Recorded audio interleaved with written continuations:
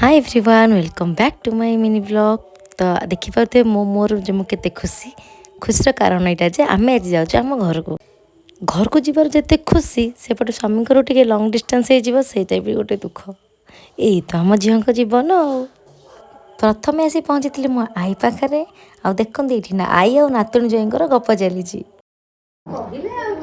बयस मो आई कि कम शुभुची तो मुझे जोर जोर मत कहूँ तू जीवु आम सांगे नाई आउ आईठू आशीर्वाद नहीं आम दीज बाहर आम घर को घर पाखापाखि शुणी बाबा और जेजेमा मोर आसिकी गेट पाखे आ मो कुन्नी भौणी ये मत वेलकम कर कार्ड्रे जेबे भी मु घर को आसे हस्टेल कि शाशुघर जहाँ प्रथम खोजे सी हेले मो बापा। एबे तो से नहांती किंतु अनुपस्थिति सब बेले कष्ट दिए। आज रही देखा नेक्स्ट ब्लॉग रे। जय जगन्नाथ।